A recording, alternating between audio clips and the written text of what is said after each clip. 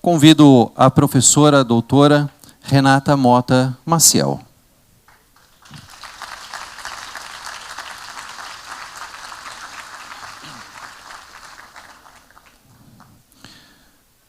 Convido também o professor, coordenador do Núcleo de Prática Jurídica, Leandro André Lima.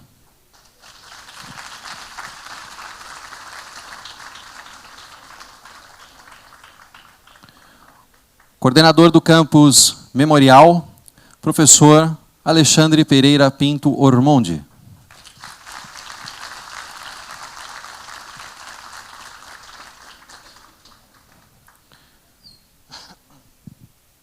O diretor do curso de Direito, professor Sérgio Pereira Braga.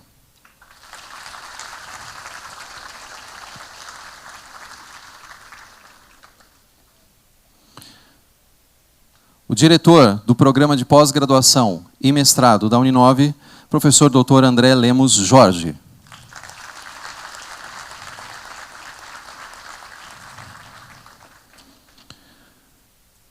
Muito bem.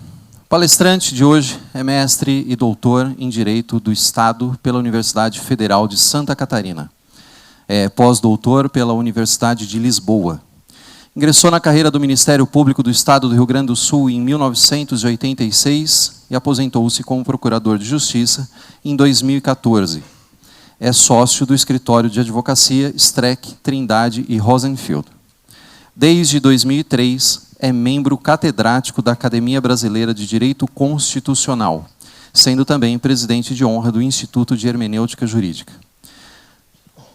O palestrante é autor de dezenas de livros que versam sobre hermenêutica jurídica, direito constitucional, processual e penal. Foi um dos coordenadores, junto com José Joaquim Gomes Canutilho, Gilmar Mendes, Ingo Wolfgang Sarlet e Léo Ferreira Leonce, do livro Comentários à Constituição do Brasil, obra vencedora do Prêmio Jabuti em 2014. Senhoras e senhores, vamos receber o palestrante, professor Dr. Lênio Luiz Streck.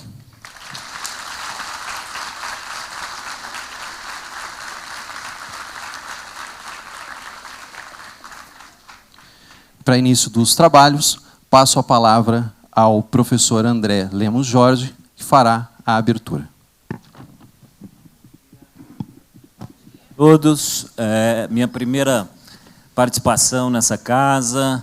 Acabo de assumir o mestrado em Direito da Uninove. Quero agradecer a todos os senhores que vieram participar da sempre muito competente, muito respeitada palestra do professor Lênio Luiz Streck. Quero trazer um abraço a todos vocês, dos professores Eduardo Storópoli e Maria Cristina Storópoli, nossos magníficos reitores. Quero saudar, em primeiro lugar, o professor Sérgio Braga, diretor do curso de graduação, que tão bem comanda essa instituição na área do direito.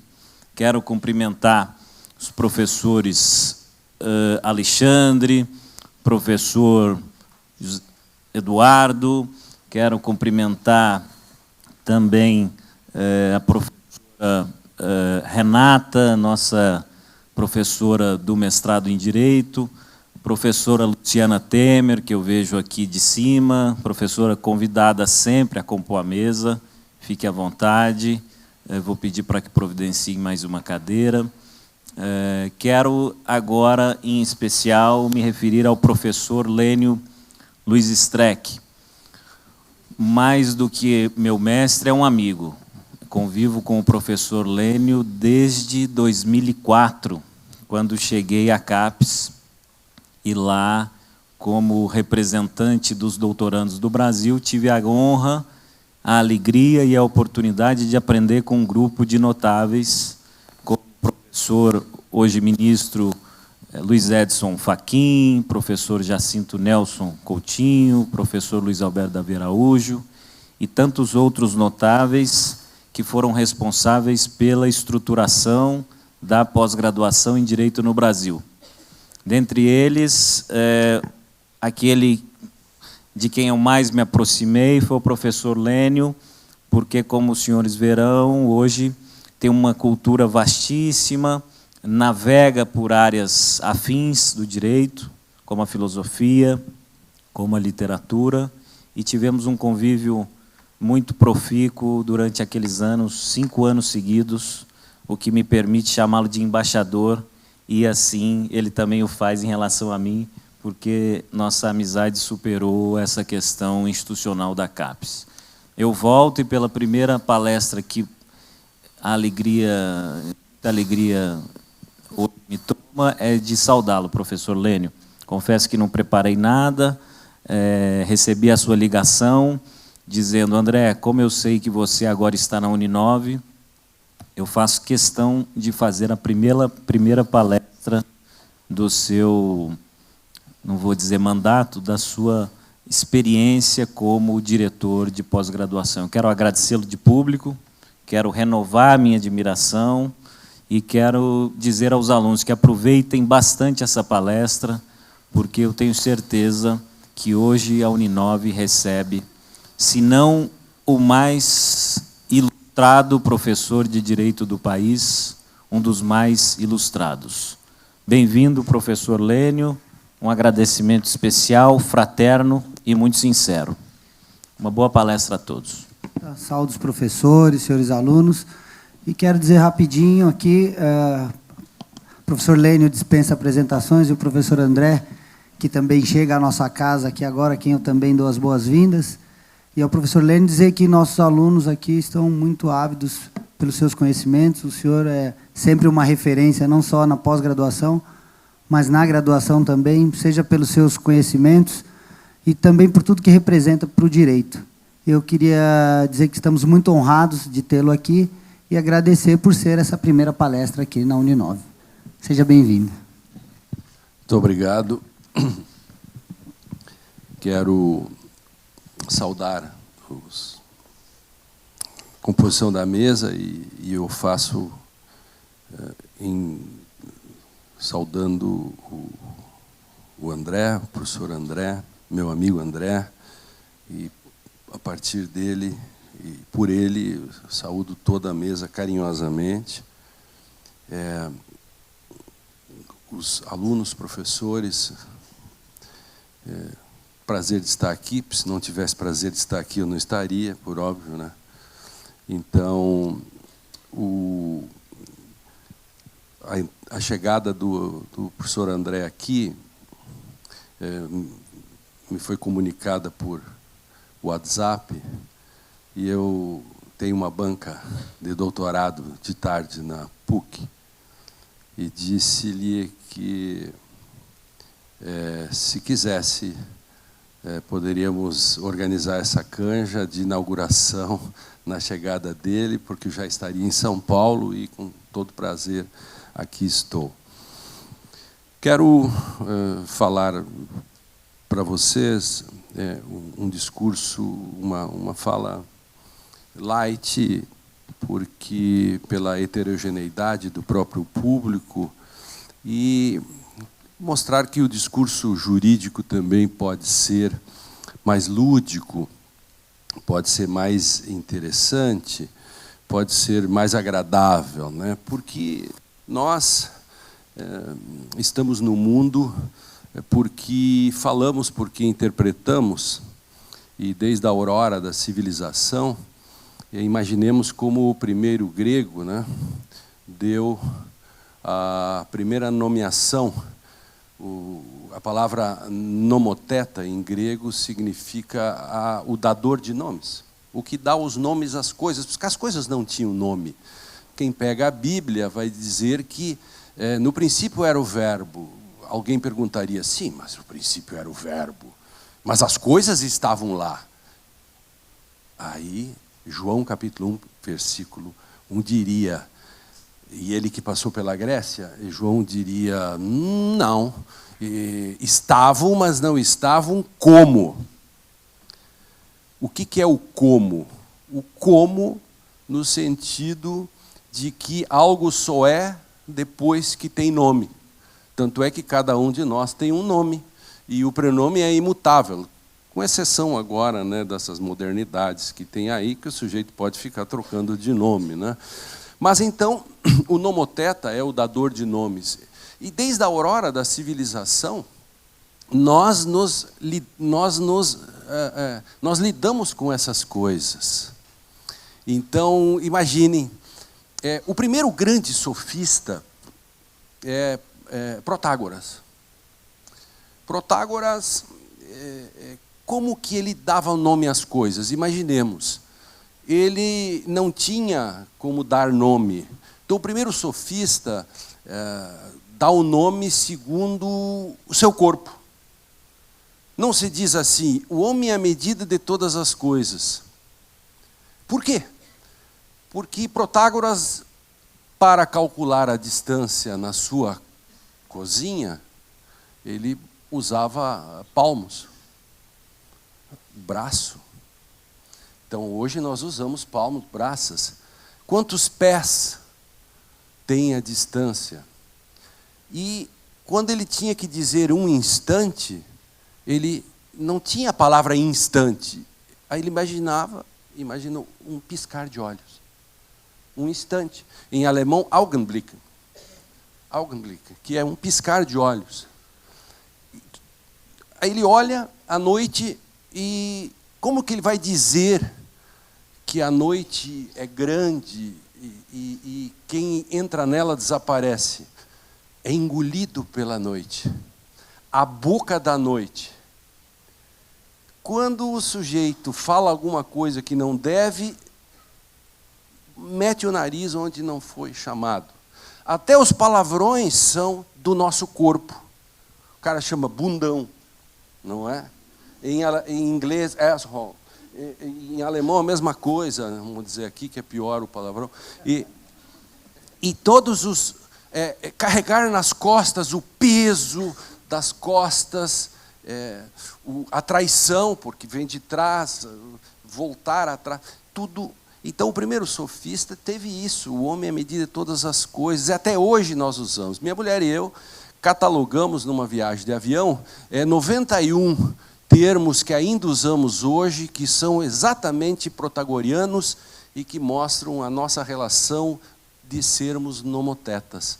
Onomaturgos, nomotetas, os que dão nomes. Tanto é que em alemão, o legislador chama Gesetzgeber, que quer dizer o que dá a lei. E nós damos os nomes. Nomos é lei.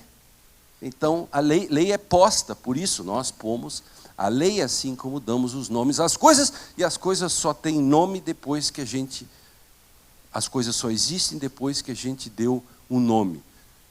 E se nós pegarmos a literatura, nós veremos assim que o realismo fantástico do Gabriel Garcia Marques desenha isso muito bem, porque naquela pequena Macondo as coisas ainda eram tão recentes que para nós dirigirmos a ela, nós ainda tínhamos que apontar com o dedo, porque elas não tinham nome.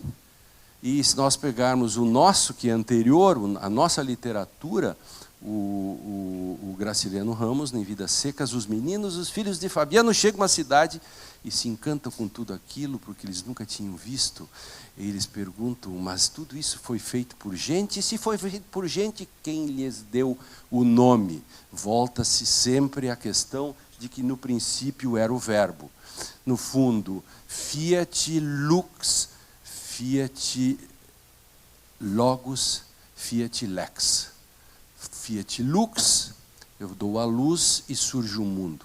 Fiat logos, porque eu te dou a palavra e você nomeia o mundo. E fiat lex, quando eu lhe dou a lei das 12 tábuas, e a partir daí começa a grande disputa, porque a primeira forma, antes do próprio Hobbes, de tentar fazer algo que o Estado é posto pelo homem, é aquela gente que tentou fazer o bezerro de ouro. Porque Moisés demorava, e ele disse assim, não, esse negócio de Deus, e tal, nós mesmos vamos fazer o nosso, ou seja, vamos construir o nosso Estado e tal. Claro, Deus, porque é onipotente, castigou-os tanto que fez moer todo o bezerro de ouro e fê-los tomar com água goela abaixo, porque o Jeová do Velho Testamento não era mole, ele era muito durão. Então, o Deus do amor é um Deus posterior. Mas, irmãos, como isso aqui não é uma aula de religião, aleluia, irmãos, então, nós vamos adiante. Eu só queria dizer como é agradável, porque desde a história da civilização, vocês sabiam que o primeiro livro de filosofia da linguagem do mundo foi escrito por Platão. Pela boca de Sócrates, ele vai falar o Crátilo. E sabe qual é o capítulo mais bonito? Meus alunos leem sempre desde o início. Da justeza dos nomes. Platão vai colocar, vem cá, os nomes se dão como? Os nomes se dão porque eu quero dar o nome? Ou os nomes são porque a coisa já tem nome em si? Ou seja, há uma grande entre o naturalismo e os sofistas. Aí o Platão entra nessa batalha exatamente para fazer uma crítica aos dois. Assim, nem os nomes são dados porque se quer, e nem as coisas são porque são. Ali já está a grande disputa do direito de hoje. O direito é aquilo que o juiz diz que é, ou o direito é aquilo que a lei diz que é? Platão diria nenhuma das duas, e eu quero mostrar isso a partir do Shakespeare para vocês, para fazer uma coisa bem light, que eu gosto muito da literatura, porque eu lido com isso há 8 anos, no programa Direito e Literatura, na TV Justiça, para quem assiste, passa 3 vezes por semana, é impossível que alguém não tenha passado zapeando, e me vendo por lá fazer a pregação sobre Direito e Literatura. Eu já gravei 316 programas, começa semana que vem de novo, e já passei isso por todo o mundo, né? A última conferência que eu dei foi na Espanha, falando de Antígona ao homem sem qualidades, isto é, fazendo uma trajetória do direito, dos direitos fundamentais, de Antígona, de Sófocles, até o maior romance do século XX, que é o de Robert Musil, que é The Man ohne Eigenschaften, que é o homem sem atributos ou sem qualidades. De modo que a grande angústia do homem, desde a aurora da civilização, desde que o primeiro grego botou o pé para fora e disse, ó céus, daqui até lá são 15 passos, é como se dão nome às coisas. O processo no direito é como se dar nome a uma coisa que você apresenta dúbia, que tem que ter um nome no final, que é uma sentença. Então, nós trazemos isso até os nossos dias. E isto é uma trajetória que nos angustia muito, né? Neste momento. Se no início, na aurora da civilização, coisas e palavras eram juntas, depois foram se descolando, há um determinado momento até termina a metafísica clássica, que é século XIV e XV, não havia sujeito que desse nome, as coisas já estavam postas, né, que é aquilo que a gente chama de objetivismo. Depois veio a modernidade com o sujeito que diz que as coisas são a partir de sua mente. Depois, no século XX, veio a intersubjetividade. E hoje nós estamos na era que não é nada, porque nós não conseguimos nem nos livrar do sujeito da modernidade, nem implementar a intersubjetividade, e hoje a gente faz selfie em velório. E sabe por que a gente faz selfie em velório? Porque nós descolamos tanto palavras e coisas que já não sabemos o sentido da palavra velório. A gente diz o que é, mas não sente o que é. Então, quando nós descolamos palavras e coisas, nós passamos a dizer qualquer coisa sobre qualquer coisa e transformamos as redes sociais no mundo dos idiotas. Idiotas dizem coisas sobre qualquer coisa e não têm nenhum compromisso. Então, os idiotas perderam a timidez mais do que... Na verdade, os idiotas não perderam a timidez, os idiotas perderam a ligação da palavra com as coisas, desparafusaram. E perderam o parafuso da cabeça e desparafusaram aquilo que palavras e coisas querem dizer. Isto é, eu não posso descolar. Quando está escrito que é proibido um aluno fazer 2 faculdades ao mesmo tempo, públicas, se tem uma lei que diz, nenhum juiz da face da terra tem o direito de dizer que onde está escrito proibido, leia-se permitido, porque se fosse na Alemanha, provavelmente ele poderia perder seu cargo. No Brasil, ele vira coluna no Conjur. Porque nós sequer respeitamos. Se no Brasil, no Judiciário, e no Ministério Público, principalmente, se lidasse no cotidiano como se lida no Judiciário, o juiz seria atropelado pela primeira bicicleta. Por quê? Porque onde está escrito X, o juiz lê Y, por que ele não diz isso quando ele se depara com um leão? Ah, isso não é um leão, é uma ficção. Por que ele sai correndo? Porque ele sabe o sentido da palavra leão, mas por que ele não sabe o sentido da palavra proibição? Por que ele não sabe o que é presunção da inocência? Presunção da inocência. Quer que eu desenhe? Presunção da inocência. Tem que desenhar. Mas por quê? Porque nós descolamos e transformamos tudo em narrativas. Pós-verdades, narrativas, e nós hoje temos vergonha de dizer que algo pode ser verdadeiro. Ah, tudo é relativo, diz o professor para os seus alunos, e os alunos gostam disso, porque afinal, que mundo maravilhoso em que cada um pode dizer o que quer. Tudo é relativo, pois esse professor acabou de criar um paradoxo. Porque se todos que estão nessa sala são mentirosos, e eu estou na sala, eu criei um paradoxo, porque eu também sou um mentiroso, o contrário da mentira é verdade, e eu não tenho como sair desse paradoxo. E quando o professor diz não há verdades, ele está se confessando mentiroso. Pode chamá-lo de mentiroso, que não é nenhuma ofensa, porque ele mesmo se disse. Porque se não existem verdades, a própria frase dele não é verdadeira. Vejam o truque das palavras, e sem palavras nós não existimos. Hermenêutica vem de Hermes. Hermes era um semideus que fazia a intermediação da linguagem com o comum dos mortais.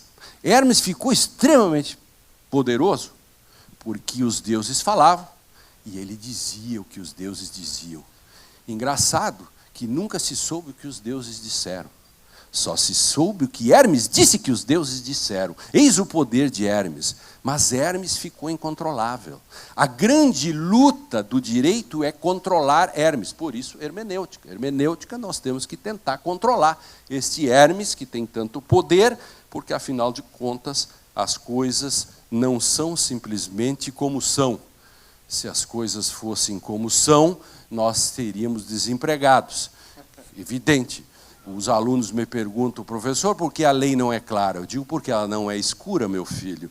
E segundo, se fosse clara mesmo, nós estaríamos lascados. Como eu vi uma foto ontem, um desenho, de um gordo sentado na frente da televisão, dizendo, o médico disse para eu fazer, para que eu faça... como é que eu faço a malhação? Meia hora de malhação por dia. Faz um ano que eu olho malhação e não emagreci nada. Veja o sentido das palavras. Veja as palavras e os seus sentidos, né?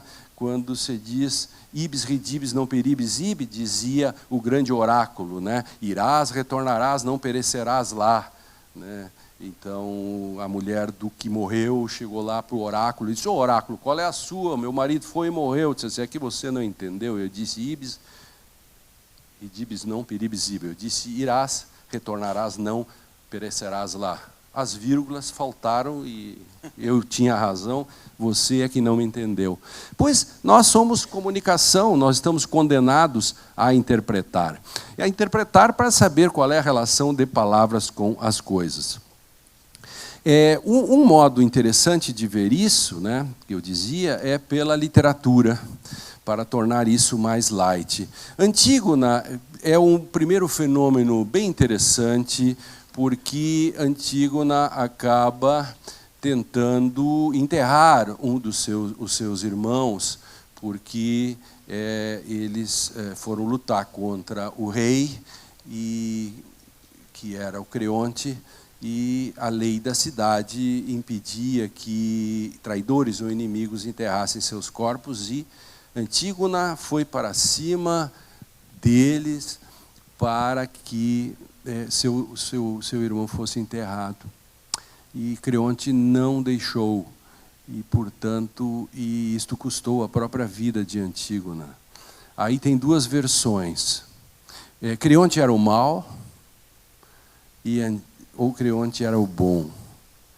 Porque Antígona era a fofinha, ela trabalhava com o princípio da afetividade, não é? Porque ela fazia objeção de consciência. Ou Antígona era aquilo que é bem brasileiro, que é as relações familiares valem mais do que as relações da polis. É possível você quebrar as relações da polis, que é o direito de todos, por um interesse familiar dela? Tem dois modos de olhar isso.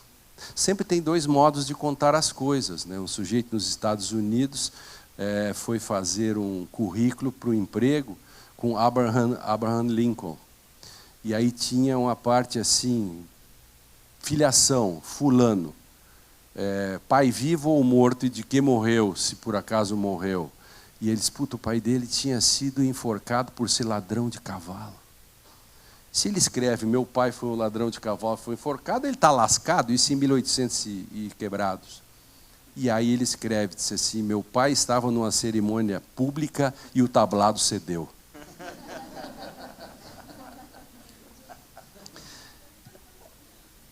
Sérgio Buarque de Holanda escreve no Homem Cordial, ele tem um texto em que ele usa um modo para explicar o Brasil, dizendo que Antígona era fofinha, a palavra fofinha é por minha conta, e que o Brasil faz tudo desse modo patrimonialista.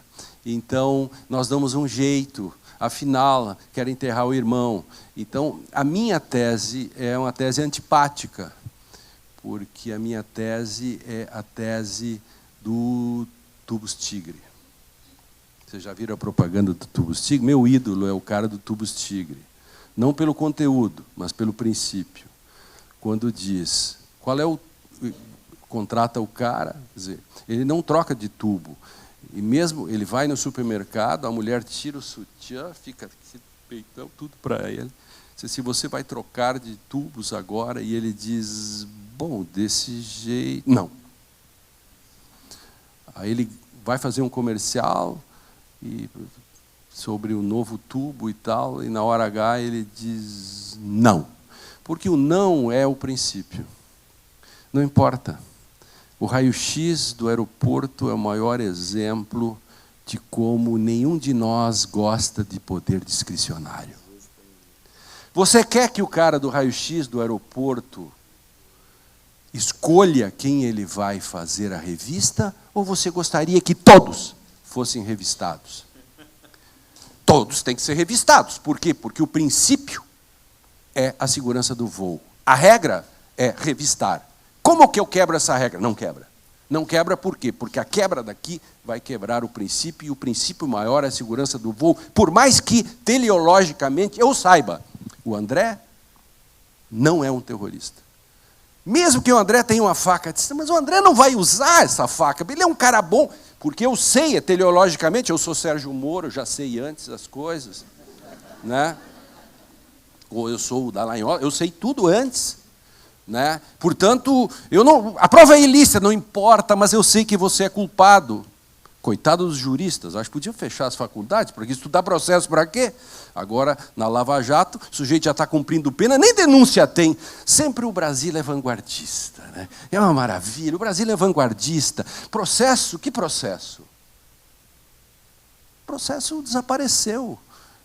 É uma coisa em extinção, são os dinossauros que ainda vão, falando daqui um tempo, farão uma arqueologia do direito e verão que lá existia um tempo atrás alguém que ficava falando, garantias processuais penais, o que é isto? Já não se sabe mais o que é isto.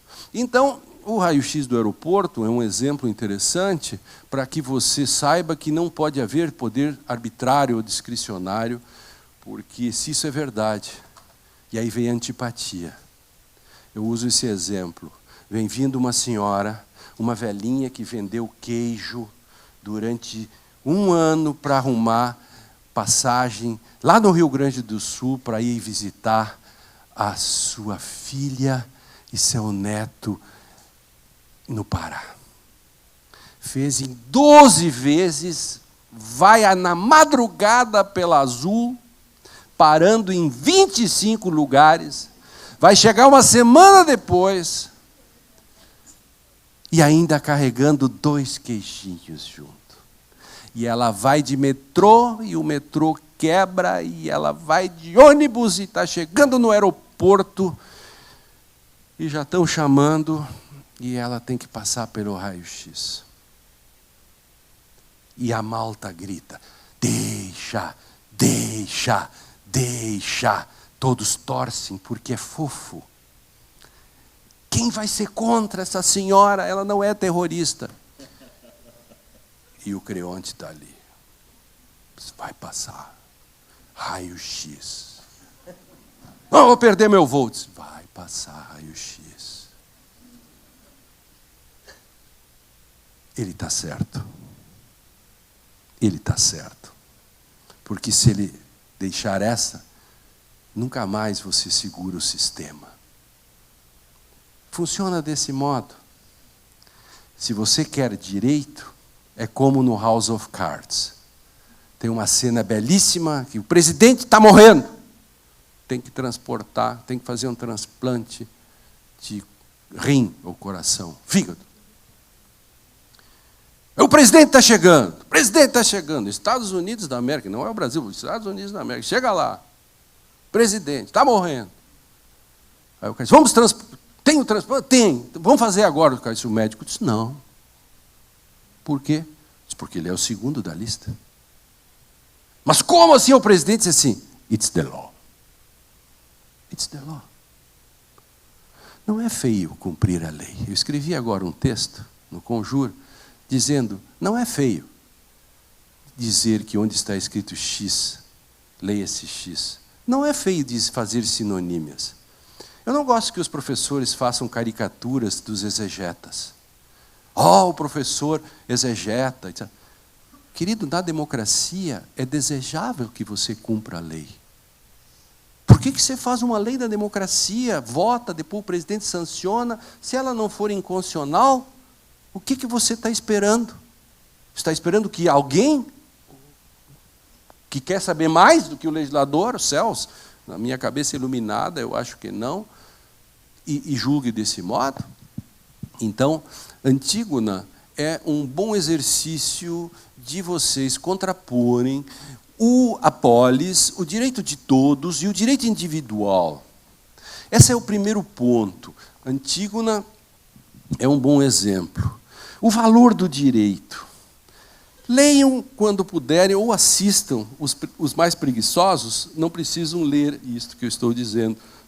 Os mais cômodos podem me prestigiar, entrar no YouTube e ver o programa Direito e Literatura sobre Oresteia. Oresteia é a primeira grande manifestação da autonomia do direito.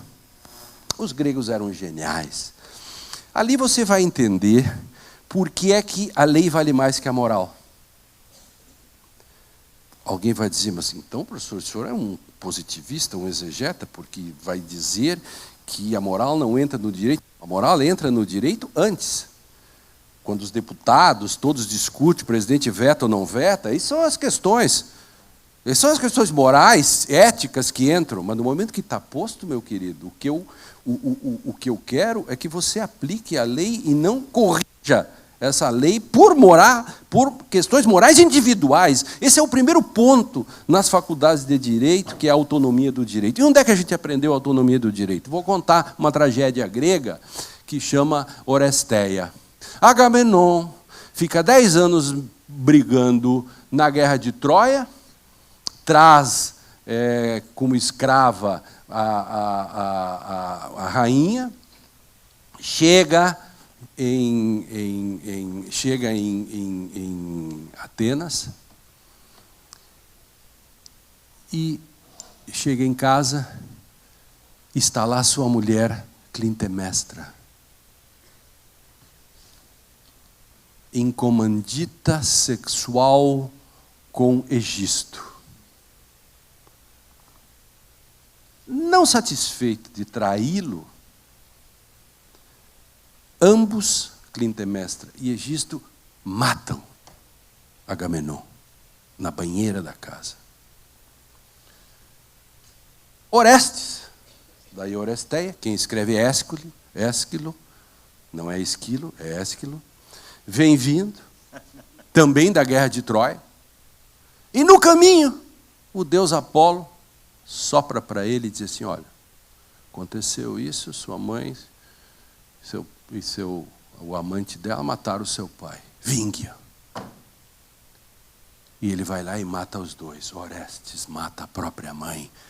Matar a própria mãe faz com que as Iríneas, as deusas da vingança, das fúrias que vêm das profundezas catatônicas, querem o sangue deste matricida, querem matá-lo.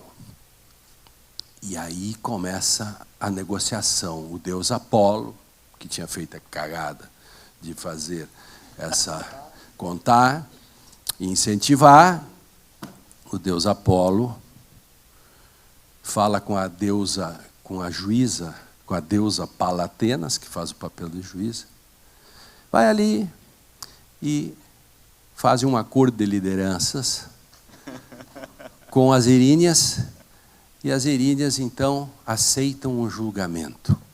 Pela primeira vez na história, para parar com as vinganças ou com os pressupostos morais, o direito põe a sua força. Isso se repete em Hobbes.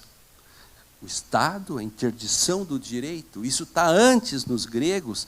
A primeira grande manifestação da autonomia do direito se dá com a Oresteia. O julgamento, de um lado, o Ministério Público, o Corifeu. Sabe, assistiram uma peça grega? Todos falam juntos. O Ministério Público surgiu dali, do povo. Todos falam juntos e tal. Ministério Público. E tinha denúncia ali, sim. Ali tinha denúncia, sim. Já tinha denúncia. E não era uma delação premiada. Era, de fato, um julgamento. E aí fez a acusação forte. Quem era o advogado de Orestes? O deus Apolo, que se mal de advogado. Era do escritório Streck Advogados. Né? E sai o julgamento. 10 jurados. Votação secreta, o primeiro júri da história. 5-5. 5, por favor, 5. E a deusa Palatenas, então, considera isto um resultado favorável ao réu. Indubio pro réu surge ali, mas o mais importante que o indubio pro réu é você mostrar que o direito vale mais do que a moral, que o direito vale mais do que a vingança, etc. E isso se arrasta depois, isso é da mitologia, mas mostra a força para chegarmos aos nossos dias, quando nós chegamos agora no século XX, com o constitucionalismo contemporâneo, eu chamo de constitucionalismo contemporâneo com C maiúsculo, em que o direito assume um grau de autonomia em que as questões relacionadas às promessas da modernidade, todas elas estão discutidas no plano da Constituição e depois na legislação, a partir de uma esfera pública, e, no segundo momento, esta autonomia vai impedir que os juízes façam correções morais ou correções discricionárias sobre o conteúdo daquilo que nós, para pegar uma palavra grega, nós na polis nós discutimos antes aquilo que queríamos. Nós não queremos prova ilícita, porque nós discutimos isso na polis, meu querido. Você não tem que dizer, eu odeio essa questão de prova ilícita porque eu boto inocentes na rua. Azar o seu. Você devia ser deputado, senador. Aliás, é muito mais difícil se eleger deputado que passar no concurso público. Posso dizer isso para vocês, porque eu passei no concurso público e não me elegi nem para inspetor de quarteirão. Eu respeito muito o parlamento. E parlamento com todos os defeitos, mas não há regime sem aquilo que você faça de parlamento. Quero dizer para vocês que a literatura é tão importante, e isto aqui seria, esse modelo que eu estou passando para vocês, é o modo de contar as coisas, a autonomia do direito, a questão da relação público-privado. Eu poderia passar horas, porque isto é, na verdade, um mini curso, e eu quero dizer para vocês que, quando nós discutimos positivismo hoje, das formas mais simples, porque o positivismo tem 11 tipos, eu descobri 11 tipos, estou lançando um livro agora chamado Dicionário de Hermenêutica, em que eu cataloguei 11 tipos de positivismo, embora na prática a gente tenha uma versão caricata do positivismo, mas o Shakespeare, na minha peça preferida, chamada Medida por Medida, já adianta isso em 1604, coisas que hoje nós não conseguimos discutir. Shakespeare era genial, Shakespeare era o legítimo moderno. Shakespeare traz a modernidade consigo, pois, na peça Medida por Medida, esses dias eu fui ver a peça, porque eu sempre era apaixonado, né, nos livros pela bela Isadora. A Isadora é uma das protagonistas. E aí eu vi a peça, era com Tiago Lacerda, que era para ser o Ângelo, um Ângelo desastrado, e a Isadora era um trubufu, quer dizer, eu saí da peça absolutamente decepcionado, mas continuo gostando de Shakespeare, e a história é a seguinte: o Duque de Viena, chamado Vivêncio, ele está preocupado com a corrupção que graça naquele momento lá em Viena, e havia aquelas coisas todas da época, Vienão, Vienobras, essas coisas que tinham a CPI, mutar tudo, mas ele não queria se meter muito nesse negócio, e Vienobras sacou, Vienobras conseguiram captar a noção Vienobras, o que significa, para acordar alguns que estão meio dormindo. Ele então ele não quer se meter nisso, ele inventa uma viagem para a Polônia e deixa no lugar dele Ângelo, o Tiago Lacerda, o Ângelo, o Poço de Virtude. Com esse nome, Ângelo, se as palavras refletissem a essência das coisas, Ângelo seria o próprio Ângelo. Ângelo, um juiz, enfim, justo, detentor de toda a sabedoria, deve combater a corrupção, portanto, coisa que o Vivêncio não queria se meter e não queria se desgastar politicamente. E eis que, por alguma razão que não se sabe, Freud ainda não havia nascido, o nosso preclaro, o Ângelo, vai usar a lei da fornicação. Porque era uma fornicação só naquele era uma grande putaria, como se chama lá, e ele vai e quer dizer assim, peguem todos os caras que forniquem antes do casamento, porque tem a lei que diz que quem fornicar antes do casamento, pena de morte. Não é que pegaram o pobre do Cláudio. Cláudio, apaixonado por sua bela Julieta, foi preso. Imediatamente condenado à morte. Lá, esperando ser condenado à execução da sentença, o nosso pobre Cláudio recebe a visita de sua bela Isabela, na verdade, na peça um trubufu, chega lá, a bela, recém-noviciada, e ele diz: minha irmã, vá ter com o Ângelo, peça por mim, porque afinal Jesus também perdoou, por que eu posso morrer por amar? Ele era um bonitão, forte, sabe? Ele fazia halterofilismo, sabe? Ia na academia todos os dias, portanto não estudava coisa nenhuma, entendeu? Era bronzeadão, como não existe intelectual bronzeado, levava chumbo em todas as notas, mas era um bom amante. Então, aí ela vai e conversa com o Ângelo, e Ângelo responde: não posso fazer nada para o seu irmão. Eu sou escravo da lei, e quem condenou seu irmão foi a lei, não fui eu, e fosse meu irmão, faria igual. Ela insiste e ele diz de novo: No dia seguinte, instada, ela volta, e nesse meio tempo, Ângelo ficou com aquela imagem daquela noviça, porque debaixo daquelas vestes de recém-noviciada, ele percebia um bípede aprazível que ali se escondia. E isso ficou martelando a cabeça dele, e no dia seguinte, eis que volta Isabela e diz: ó grande Ângelo, salve meu irmão, porque afinal, em toda aquela lenga-lenga, ele disse assim: eu já disse, não fui eu que condenei seu irmão, foi a lei, eu sou um escravo da lei, fosse meu irmão, faria igual, mas se você fizer amor comigo, eu solto seu irmão. Qual é o dos dois Ângelos piores? O que é o Ângelo boca da lei, o escravo da lei, ou o 2, que é o Ângelo dono da lei, que faz com ela o que quer.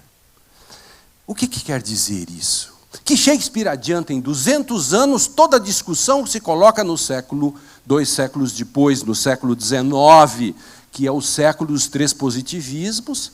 Agora, nas palestras longas que eu dou, agora eu entraria para discutir os 3 positivismos do século XIX, o pandectismo alemão, a exegese francesa e a jurisprudência analítica inglesa. Não vou fazer isso, mas essa discussão ali estava num modo como você segurar aquilo que é o produto, ou dos professores na Alemanha, ou do exegetismo da legislação francesa, ou dos juízes, né, que é a questão da jurisprudência analítica. E o contraponto disso, o Ângelo II, surge com a escola do direito livre. Livre de quê? Livre da lei.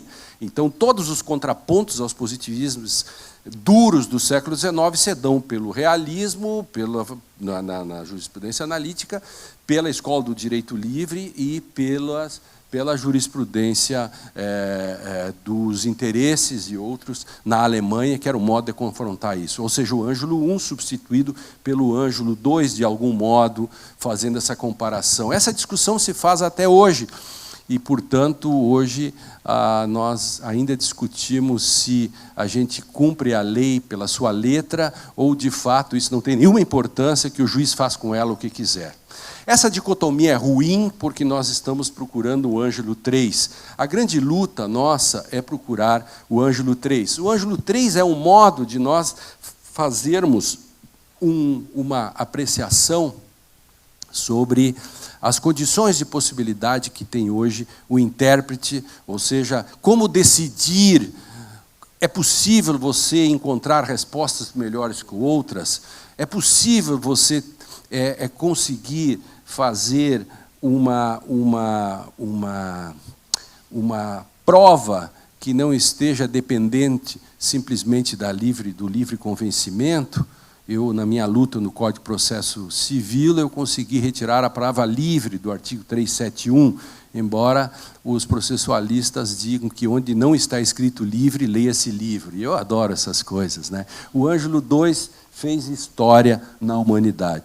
Portanto, eu poderia falar aqui também da peça Otelo, que mostra como ali em Otelo já há uma espécie de teleologia em que Otelo primeiro decide que Desdémona é infiel e depois se junta e segura uma prova ficta, que é a fetichização, que é do lenço, que depois o nosso Machado de Assis faz o mesmo caso do Memórias Póstumas, porque ele assiste a peça e depois vai para casa convencido de que a mulher dele era culpada e, portanto, pode matá-la, porque, afinal, Otelo também o fez, embora Otelo tenha se ferrado ali. Eu sempre achei que Otelo, na peça, é um bundão e o bom era o Iago que era o mais esperto. Eu acho que Shakespeare castiga Otelo porque Otelo é um pré-moderno e Iago é um moderno. Minhas leituras de Shakespeare. Quero encerrando, tenho tantas coisas para falar, como o Roberto Carlos, né? Eu tenho tantas coisas,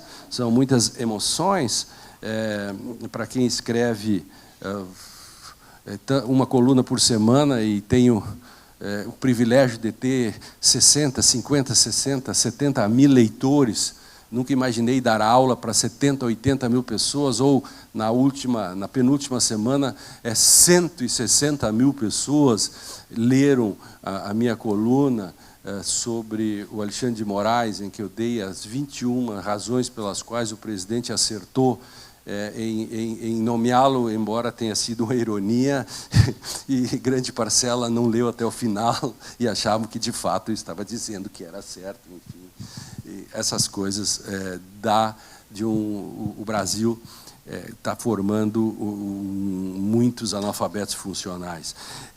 Os grandes erros que nós temos, portanto, são os conceitos de positivismo. Nós temos que fazer outras palestras sobre isso, os princípios, a questão da ponderação, que é esta praga contemporânea. A ponderação, não existe uma decisão que tenha aplicado a Alex corretamente. Aliás, eu consigo demonstrar que todas as decisões que hoje têm aplicado a Alex, eu posso demonstrar o contrário usando o próprio Alex, eu já fiz essa experiência, em todas as questões que hoje estão atrás das discussões que se põem no direito. Pelo tempo, poderíamos ir mais longe, mas eu quero encerrar com vocês para dizer que hoje, uma teoria da decisão jurídica, eu tenho trabalhado isso e faço algumas indicações. É possível hoje você eliminar em 80% ou mais das decisões discricionárias ou decisões arbitrárias. Eu tenho uma fórmula que chama RAC, Resposta Adequada à Constituição, em que, se as decisões passarem por um filtro desses 5 princípios padrões que eu construí, mais 6 hipóteses pelas quais um juiz pode deixar de aplicar uma lei, são só 6 hipóteses, não há 7ª, e também pelas 3 perguntas fundamentais, eu consigo alcançar em 90%, 95% uma resposta adequada à Constituição, eliminando as possibilidades arbitrárias. Existem perguntas fatais que podem ser feitas que eliminam desde já uma decisão ativista. Por exemplo, quando a decisão mais fofa do mundo pode parecer a mais bonita, mais fofinha, mas é a pior a ser dada. Aquelas decisões que ninguém é contra, normalmente cuidado. Ali tem. Quando um grupo de alunos no interior do município não consegue ir para o colégio, tem dificuldades para ir para o colégio a pé, porque é frio, etc., tem que ir a pé. E aí, então, o defensor público ou o Ministério Público e o defensor ficam brigando pelos pobres, como se um dia os pobres fossem acabar. Eles podem ficar 100 anos e não vão acabar. Eles estão brigando, não sei porquê. Tem pobre para todo mundo, né? Mas tudo bem, né, Luciano? Então, isso funciona assim. Aí, o que acontece? Aí, o defensor entra com uma ação rapidinha lá e o juiz dá um ônibus.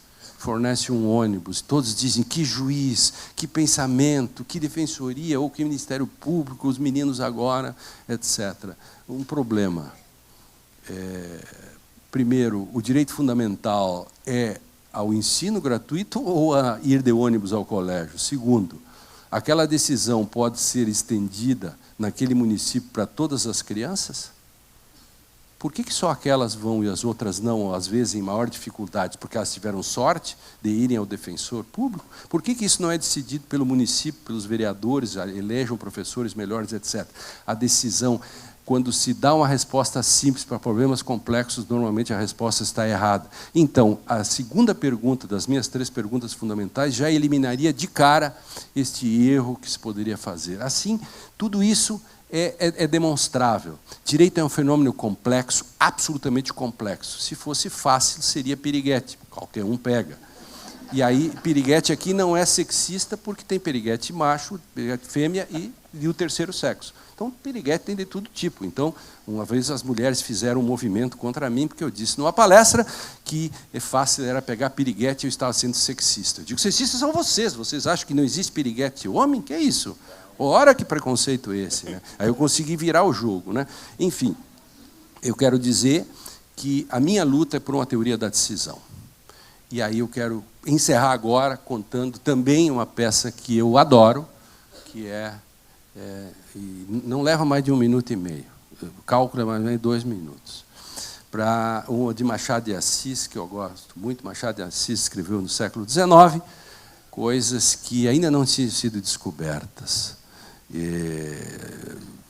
nem por Wittgenstein, nem por Heidegger, nem por ninguém, e nem por de Study-Trace, que inventou o termo ideologia.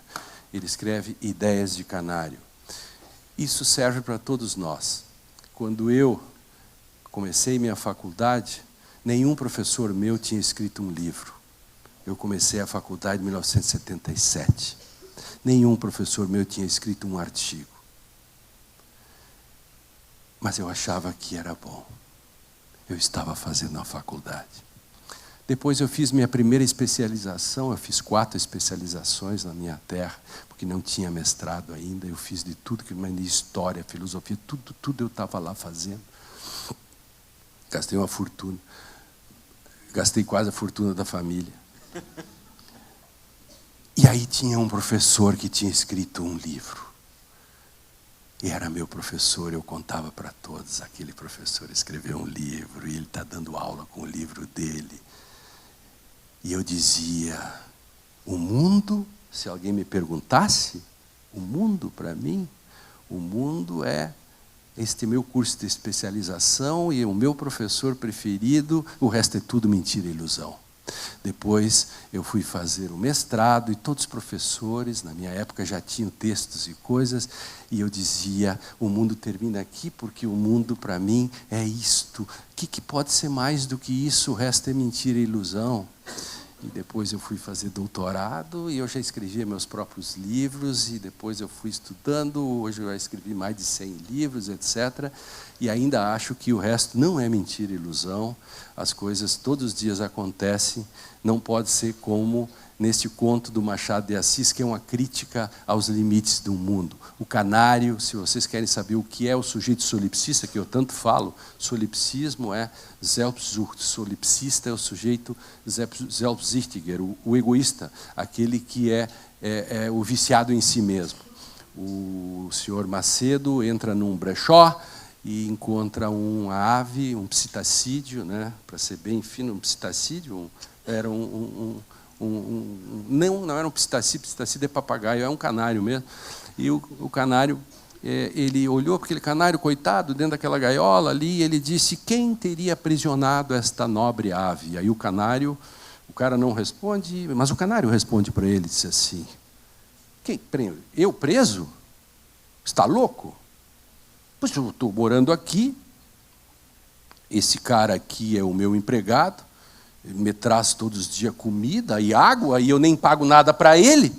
Disse, mas e qual é o seu mundo? Eu disse, meu mundo, diz o seu mundo lá fora. Eu disse, que mundo lá fora? Eu disse, meu mundo é esse aqui, é o brechó, é um canário com a gaiola e um homem servindo ele, o resto é mentira e ilusão. Ele compra o canário, leva para casa e começa a estudar o canário, e eles fazem um estudo na varanda da casa do seu Macedo. E aí vai, e passa um tempo, o seu Macedo pergunta, e agora, canário, qual é o tamanho, o que é o mundo para você? Ele disse, o mundo é uma gaiola nova, bonita, um canário dentro, um homem servindo-lhe, e um vasto pátio e um pedaço do céu. O resto é mentira e ilusão. Dia seguinte o canário foge. Seu Macedo fica triste. Mas vai na casa de um amigo, vai caminhando pelo bosque, de repente, lá em cima quem está? O canário. O canário grita, viva, seu Macedo! Que eu traz por aqui? Onde tem estado? Eu? Você que fugiu, pô! Aí a propósito, o canário, diga-me o que é o mundo. O canário disse, o mundo? O mundo é esta vastidão, céu bonito, céu azulado, florestas, eu olhando de cima, o resto é mentira e ilusão. Aí o seu Macedo diz, mas o mundo não era um brechó? E o canário diz, que brechó? Estás louco? Não sei o que é isso. O mundo é muito mais do que você acha que é. O resto não é mentira e ilusão. Quando eu entrei na graduação, eu achei que era. Depois eu fui estendendo. Os limites do meu mundo são os limites daquilo que eu vou aprendendo. Por isso que não existe casos fáceis nem casos difíceis. Os casos fáceis são aqueles que eu entendi. Os difíceis são os que eu ainda não compreendi. Eu espero que vocês se preocupem, nem com casos fáceis e difíceis. Tornem os difíceis casos muito fáceis. Obrigado.